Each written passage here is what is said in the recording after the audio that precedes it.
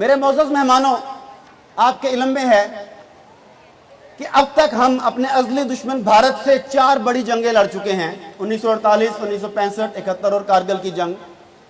چھوٹی موٹی سرحدی جھڑپیں، پراکسی وارز، یہ تو بہت زیادہ ہیں، لیکن ان 4 جنگوں میں عالم کفر کی درپردار کھلی حمایت مکمل طور پر جنگی جنونی بھارتیوں کو حاصل تھی۔ اس کے باوجود اگر ہم نے ان کے دانت کھٹے کیے، انہیں اپنے مذموم عزائم میں کامیاب نہیں ہونے دیا، تو یقینی طور پر یہ اللہ رب العزت کی مدد ہمارے افواج پاکستان اور عوام جنہوں نے شانہ بشانہ ان کا ساتھ دیا، یہ ان کی وجہ سے تھا۔ جب دشمن کو یہ اندازہ ہوا، اب اس بات کی طرف آ رہا ہوں جس کے لیے میں نے لاہور سے یہاں تک کا سفر کیا، اب وہ کام کی بات ہے۔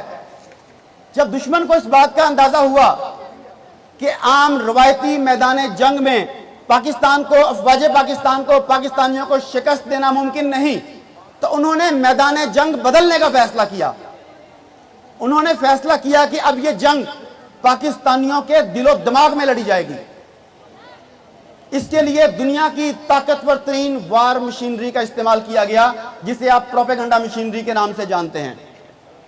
قلب و نظر کی جنگ شروع ہوئی اور ہم پراکسی جنگوں کے بعد سائیکولوجیکل وارفیئر کے ایک ایسے ایرا میں داخل ہوئے جسے آپ عام طور پہ 5th جنریشن وارفیئر کے نام سے جانتے ہیں۔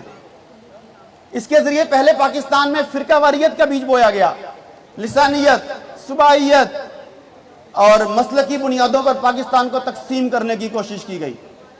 اس کے بعد اگلے سٹیپ پر پاکستان اور پاکستان کے استحکام کے ضامن موقر اداروں کے درمیان بد اعتمادی کی، عدم اعتماد کی فضا قائم کرنے کی کوشش کی گئی، یہاں تک کہ کچھ مقامات سے ان اداروں کے قیام اور ان کی بقا کے سوال پر سوال اٹھائے جانے لگے کہ یہ کیوں قائم کیے گئے ہیں۔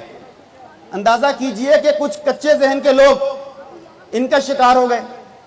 اس کے بعد انہیں کچھ وطن فروشوں کی حمایت بھی مل گئی، اور ایسے وطن فروش ہر ملک، ہر ادارے میں پائے جاتے ہیں۔ لیکن اس کا یہ مطلب نہیں کہ اس میدان میں یہ جنگ ہم نے ہار دی۔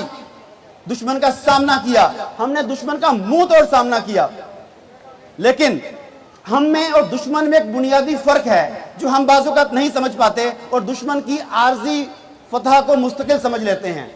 بڑی امپورٹنٹ بات ہے، میں ترکی میں ایک تھنک ٹینک سے خطاب کرنے گیا جنرل صاحب، تو وہاں میں نے انہیں کہا کہ ہم مسلمان کبھی جنگ نہیں جیت سکتے اور نہ کبھی ہم نے جنگ جیتی ہے۔ وہ تھنک ٹینک حیران ہو گئے کہ ہم نے موٹیویشن کے لیے بلایا تھا، یہ بندہ ڈی موٹیویٹ کر رہا ہے۔